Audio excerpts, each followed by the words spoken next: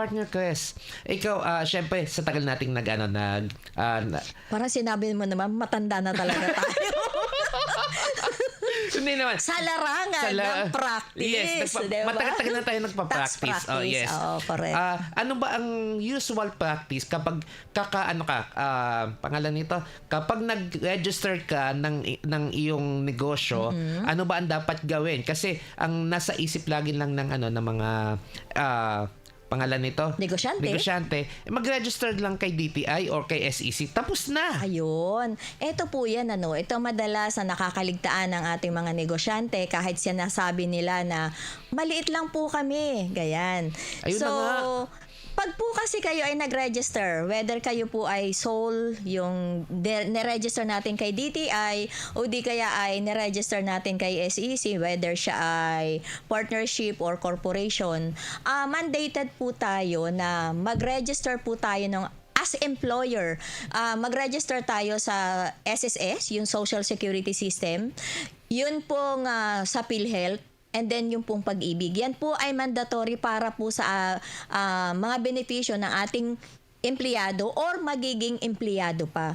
Whether wala pa kayong employee, required po kayo, after mag-register kayo kay BIR, kay City Hall for your business permit, ituloy nyo na rin yung SSS, PhilHealth, Pag-ibig. Kasi meron tayong tinatawag na yung easy doing business. Nandoon siya.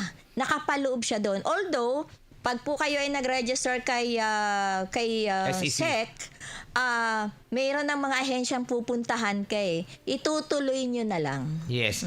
Ay, ang tinatawag nito, partner, ay sigundahan ko lang yung may Philippine Hub Center tayo pinag-uusapan after the registration kay SEC. So, pag pasok mo doon sa isang portal ng Philippine Hub, ay nandun na si SS, PhilHealth, Pag-ibig, at pangalan nito, si BIR at si City Hall. But yung City Hall, iisa lang palang yata ang nandoon, kung di ako nagkakamali.